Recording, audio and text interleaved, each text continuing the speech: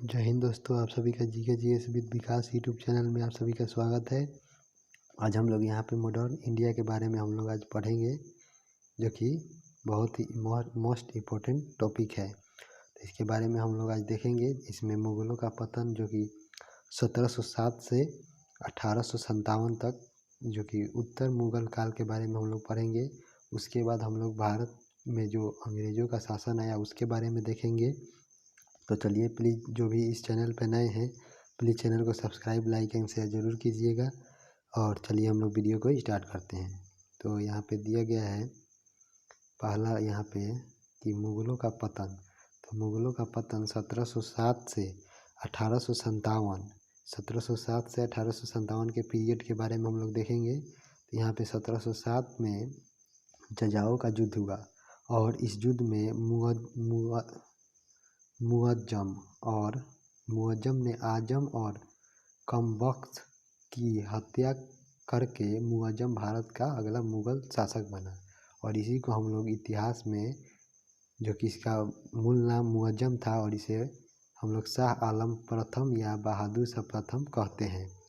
और ये इसका शासनकाल यहाँ पे 1707 से 1712 ईस्वी तक था। और इसने जो कि जजाओं के युद्ध, जो कि 1707 में हुआ था, जजाओं के युद्ध में इसने अपने ही भाई आजम और कमबख्त की हत्या करके यहाँ पे अगला मुगल बादशाह बना था। तो इसके बारे में हम लोग देखेंगे। तो यहाँ पे दिया गया है कि यह 65 वर्ष की उम्र में भारत का मुगल सम्राट बना, इसीलिए इसे बूढ़ा बादशाह भी हम लोग कहते हैं। आगे हम लोग बढ़ते हैं। इसे साहिब-ए-खबर के नाम से भी जानते हैं।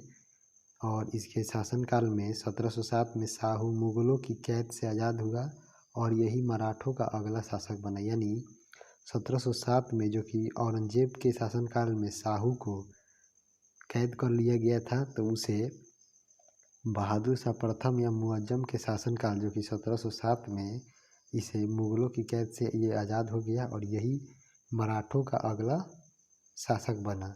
आगे हम लोग बढ़ते हैं। अगला यहाँ पे हम लोग देखते हैं। आगे यहाँ पे दिया गया है कि 1712 में बंदा बहादुर के खिलाफ एक अभियान के दौरान बहादुर शाह की मृत्यु हो गई और मृत्यु हो गई। यहाँ पे 1712 में बहादुर शाह की मृत्यु हुई, जो कि बंदा बहादुर के खिलाफ एक अभियान कर रहा था, उसी में इसकी मृत्यु हो गई। आगे यहाँ पे शासक बना जो कि जहांदार शाह, जिसका टाइम पीरियड यहाँ पे दिया गया है 1712 से 1713, जो कि एक ही वर्ष के लिए ये शासक बना। और इसके समय की महत्वपूर्ण घटना के बारे में हम लोग देखेंगे। तो इसके समय में जय सिंह ने सवाई और मिर्जा की उपाधि धारण, इसने जहांदार शाह ने, इसे हम लोग लंपट मूर्ख के नाम से जानते हैं, इसने जय सिंह को, जो कि उदयपुर के शासक थे जय सिंह, इनको सवाई और मिर्जा की उपाधि दी और अजीत सिंह को इन्होंने महाराजा की उपाधि दी। और ये जहांदार शाह लंपट मूर्ख के रूप में ये जाना जाता था। आगे यहाँ पे सैयद बंधु, जो कि अब्दुल्ला खां और हुसैन अली खां थे, अब सैयद बंधु। और 1713 में, यहाँ पे 1713 में सैयद बंधु ने जहांदार शाह की हत्या कर दी और फर्रुखसियर को नया मुगल शासक बादशाह घोषित कर दिया। यानी यहाँ पे जहांदार शाह की मृत्यु सैयद बंधुओं के द्वारा की गई, जो कि 1713 में की गई। और इसी ने यहाँ पे फर्रुखसियर को अगला मुगल बादशाह बनाया, सैयद बंधु ने, इसीलिए इन्होंने। और इसके बाद जो अगला शासक बना यहाँ पे फर्रुखसियर, उसके बारे में हम लोग देखेंगे। तो उसके बारे में यहाँ पे दिया गया है, इसके बारे में यहाँ पे दिया गया है फर्रुखसियर के बारे में, जिसका शासनकाल 1713 से 1719 था। और यहाँ पे अब्दुल्ला खां को इसने अपना वजीर नियुक्त किया था। और 1713 में बंगाल प्रांत मुगल से अलग हो गया। यानी फर्रुखसियर के शासनकाल में ही बंगाल मुगलों से स्वतंत्र हो गया और बंगाल का ही सूबेदार अपने आप को बंगाल का नवाब घोषित कर लिया। इस तरह यहाँ पे बंगाल का प्रथम नवाब मुर्शीद कुली खान हुआ। और ये अवध के प्रति सूबेदार अपने आप अवध का नवाब घोषित। और इसी के शासनकाल में जो कि अवध प्रांत था, जो कि पहले मुगलों के अधीन था, वो भी अपने आप को स्वतंत्र घोषित कर लिया और वहाँ पे अवध का नवाब घोषित कर दिया। तो आगे हम लोग देखते हैं। तो यहाँ पे दिया गया है कि पहला नवाब जो कि अवध का सआदत खां बना, जबकि बंगाल का पहला नवाब बना था मुर्शीद कुली खान। और यहाँ पे 1716 में फारुखसियर ने बंदा बहादुर की हत्या करवा दी, जो कि यहाँ पे बंदा बहादुर ने इसके पहले जो शासक थे यहाँ पे मुअज्जम यानी बहादुर शाह की हत्या की थी, उसी को यहाँ पे फारुखसियर के द्वारा 1716 में उसकी मृत्यु करा दी गई। और 1717 में इसने अंग्रेजी को स्वर्णिम फरमान किया, अंग्रेज़ों को स्वर्णिम पर फरमान जारी किया, जो कि कर मुक्त व्यापार कर सकते थे बंगाल, बिहार, उड़ीसा में। और यहाँ पे जो स्वर्णिम फरमान को ही अंग्रेज़ों का मैग्ना कार्टा कहा जाता है। और 1719 में दिल्ली की संधि हुई, जिसमें सैयद बंधु और मराठों के प्रथम प्रणेता बालाजी विश्वनाथ के मध्य ये 1719 में दिल्ली की संधि हुई, जो कि मोस्ट इम्पोर्टेंट है, इसको आप लोग याद कर लीजिएगा। और यहाँ पे अगला इसमें घटना हुआ 1719 में सैयद बंधुओं ने बालाजी विश्वनाथ की मदद से फारुखसियर की हत्या करवा दी। यानी 1719 में सैयद बंधु ने बालाजी विश्वनाथ की मदद से फारुखसियर की हत्या करवा दी। और जब इसकी हत्या हो गई तो आगे यहाँ पे एक शासक बना, मोस्ट इम्पोर्टेंट यहाँ पे है रबी उद दरजात, जिसे हम लोग शाहजहां सेकंड के नाम से जानते हैं। ये मात्र 2 महीने के लिए शासन बना और इसका टीबी के कारण इसकी मृत्यु हो गई। इसके बाद बना रबी उद दौला, इसके बाद रबी उद दौला बना, जिसकी भी मृत्यु उसके सिर्फ 4 माह के शासनकाल के दौरान हो गई। और इसके बाद एक बना मोहम्मद शाह, जिसका शासनकाल जो कि यहाँ पे सबसे लंबा उत्तर मुगल काल में किसी का शासनकाल सबसे लंबा है तो वो है मोहम्मद शाह रंगीला। और यहाँ पे मोहम्मद शाह रंगीला के बारे में हम लोग देखते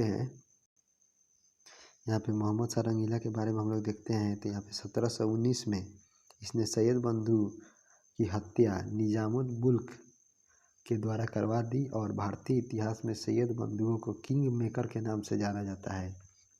यानी भारतीय इतिहास में सैयद बंधु को हम लोग किंग मेकर के नाम से जानते हैं, यानी राज्य निर्माता, यानी राजा के निर्माता के रूप में हम लोग जानते हैं।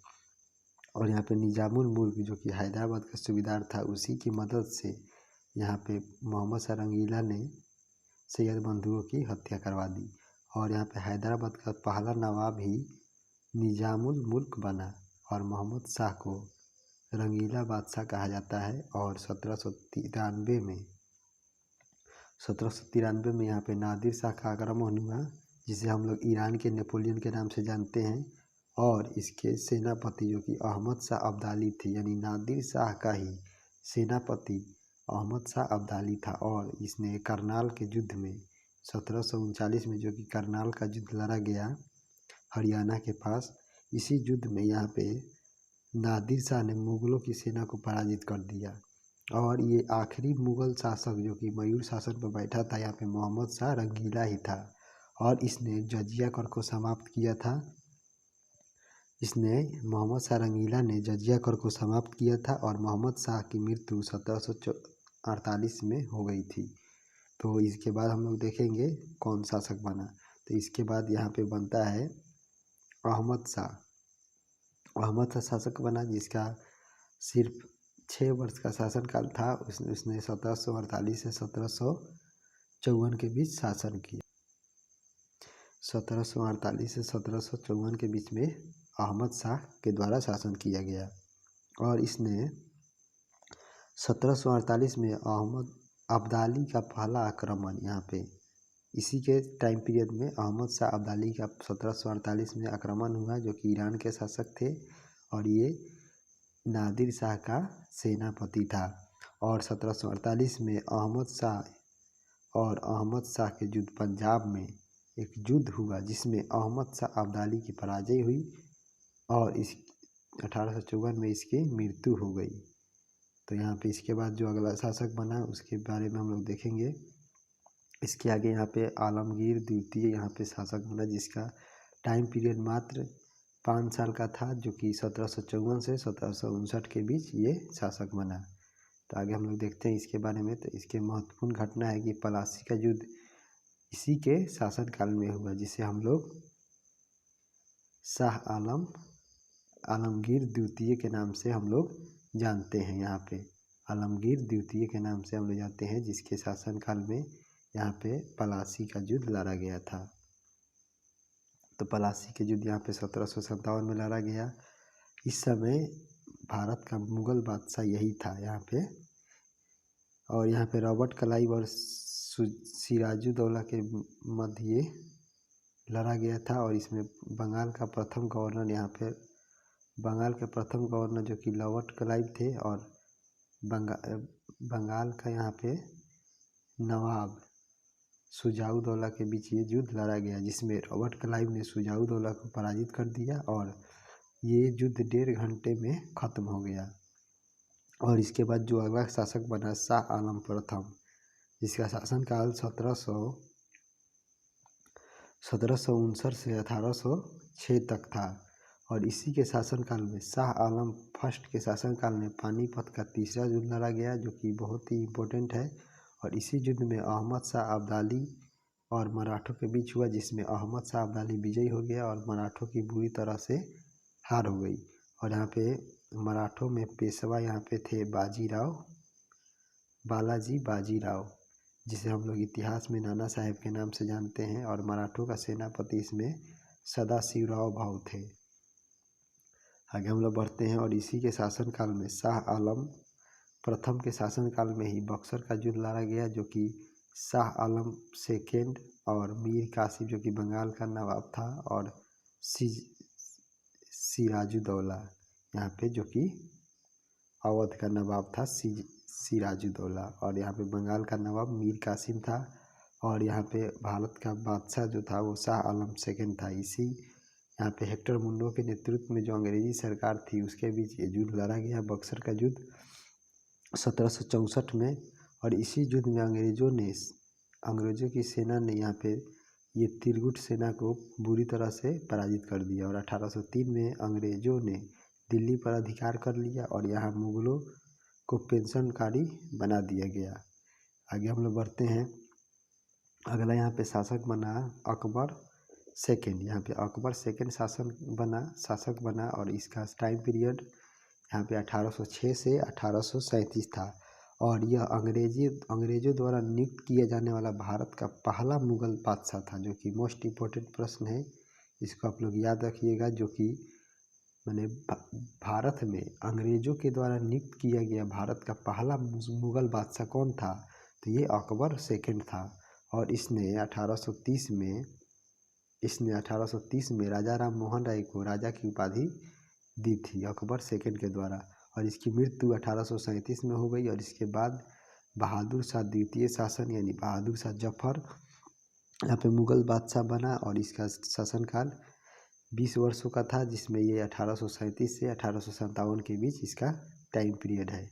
और यह भारत का अंतिम मुगल बादशाह बहादुर शाह सेकेंड, जिसे हम लोग बहादुर शाह जफर के नाम से जानते हैं, ये भारत के प्रसिद्ध शायर था। और ये जफर नाम से अपनी प्रसिद्ध कविताएं लिखता था, इसीलिए ये जफर के नाम से जाना जाता था। और यह 1857 की क्रांति में भी ये यहाँ पे भारत का मुगल बादशाह था। और 1857 में अंग्रेज़ों के द्वारा गिरफ्तार कर लिया गया और इसे रंगून भेज दिया गया। और यहाँ पे 1862 में इसकी मृत्यु रंगून में ही हो गई। इसकी मृत्यु रंगून में 1862 में हो गई। और 1857 के विद्रोह भारत का पहला सैनिक विद्रोह जो कि 1806 में लड़ा गया, जो कि तमिलनाडु के वेल्लोर में ये विद्रोह हुआ था, जो कि 1857 के विद्रोह में ये था। और 1857 के विद्रोह का सिंबल या संकेत यहाँ पे कमल का फूल और रोटी था। और यहाँ पे 1857 के विद्रोह में जो रणनीति थी उसके बारे में हम लोग देखेंगे। तो यहाँ पे दिया गया है,